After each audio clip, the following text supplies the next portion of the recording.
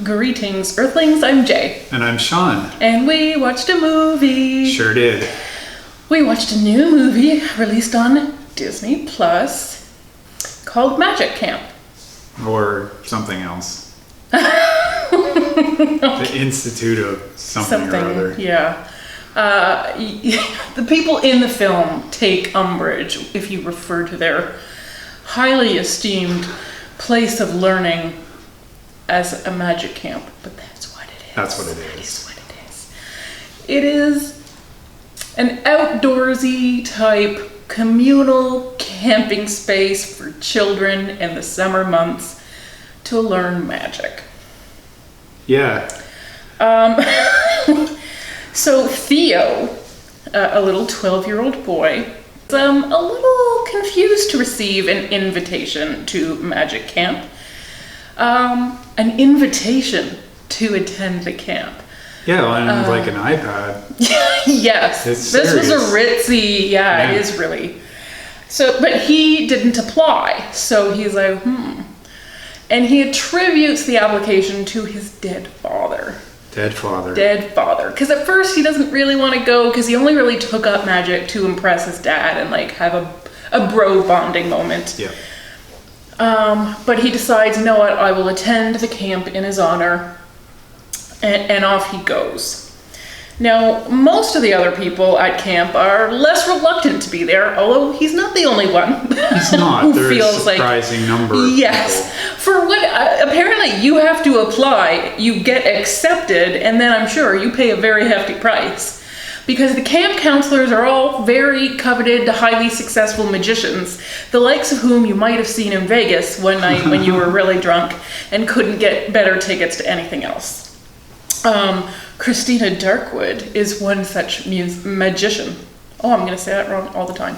Magician, not musician, magician, played by Gillian Jacobs. She is an alumni of the camp. Yes.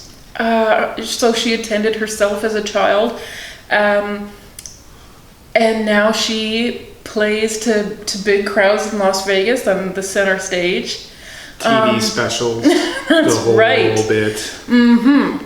And so there's going to be like 4 different cabins, and there's a bit of a rivalry because all the cabins are competing against each other for the magic top hat. The top hat, the championship of magic. Thank you. Right. Yes.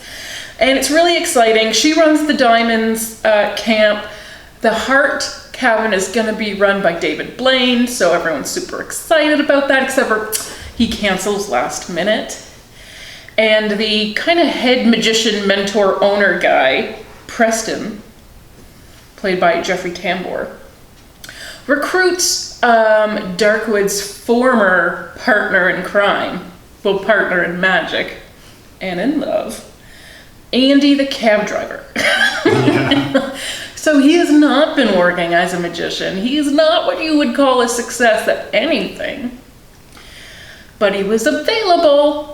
He was. So this guy is played by Adam Devine. So when you've got Gillian Jacobs, Adam Devine, and Jeffrey Tambor in the same movie, this is like, you know, a dream team of acting. This is the complete opposite team for me. Jay hates all of them. Jay hates all of them individually. Yeah, yes, not just together. No. I don't like any of those people. I mean, Adam Devine, I suppose you could take in small doses. He gets pigeonholed as the smug, obnoxious guy. Yeah. I think probably because he is a smug, plays obnoxious it well, guy. yeah. He does. And I just can't, so I can't stand him in so many things. Gillian Jacobs, you know what? I think the problem is I saw her on Love before I watched Community. Maybe if I'd seen Community first, I would go easy on her, but I don't know why we watched Love, because I hate that show. I hate everything about it. It must have been during a really dark winter months. It must have been. There was nothing else available. Yes. Yeah. And Jeffrey Tambor, well, you know, he's just canceled. He just shouldn't exist anymore. He's not a nice guy at all. No. And so he got kicked off the show in which he starred, Transparent, for sexually harassing several transgendered women. Yep.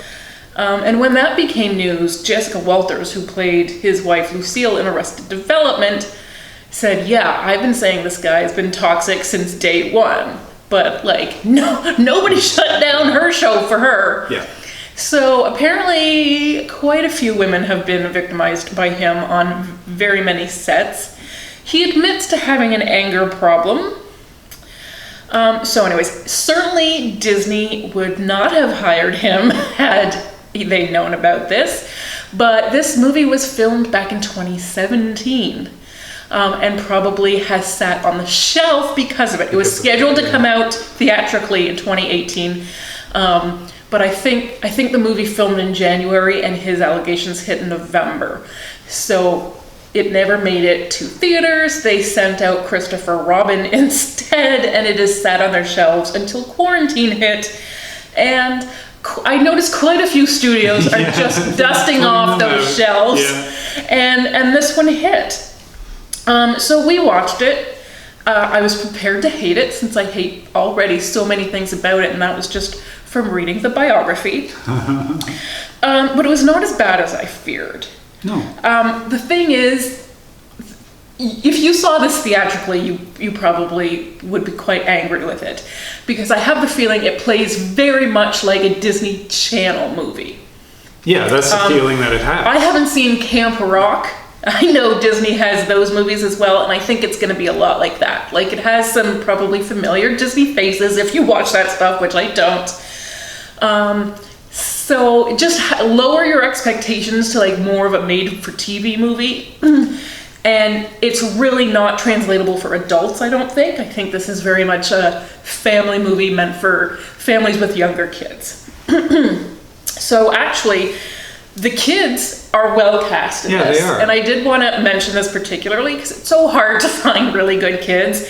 Theo is played by Nathaniel McIntyre, and he is He's really good. Yeah. He has a nerdy friend, Nathan, played by Cole Sand, very good. A rabbit-obsessed young lady named Ruth, who was played by Isabella Crovetti. A fashion fiend in Judd, who was played by the lovely Josie Totah. And a girl I'm going to describe as goth. Yeah. Because I feel like that's what they were trying to... Yes, yeah. All the kids just had one personality aspect, and that she's like in dark clothing, and she's got a little Ozzy Osbourne thing going. She was played by Isabella Alvarez, who is quite lovely. So my only, aside from all the adults who I absolutely hated, my only casting beef was with Theo's little brother, Cameron, is played by Lonnie Chavis, and I love this kid. I love him on that show, This Is Us. He plays young Randall, and he's so lovely. I wish we had seen more of him in the movie.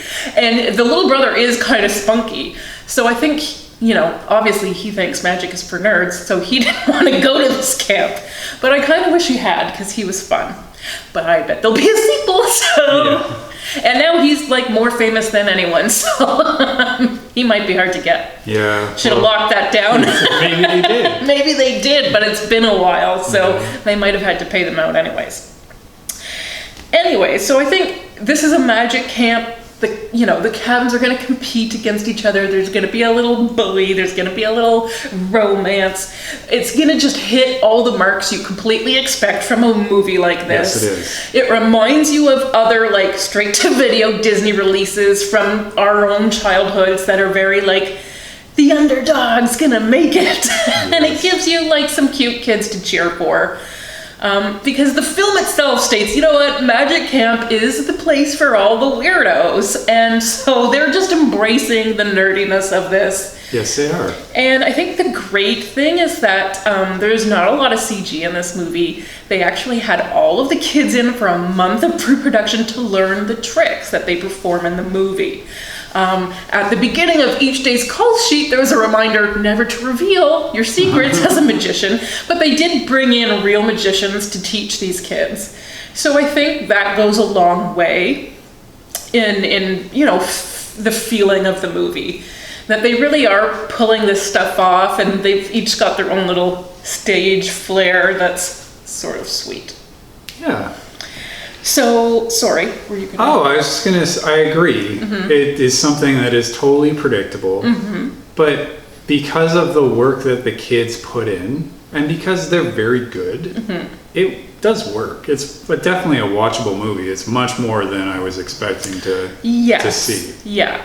And so the adults are kind of minimal in this. Yeah, they're secondary. Yeah. And you know also how their arcs are They also are going to be Yeah. terribly predictable because it's a safe Disney movie. There's not even a lot of smooching, I don't think. No. It's pretty by the book.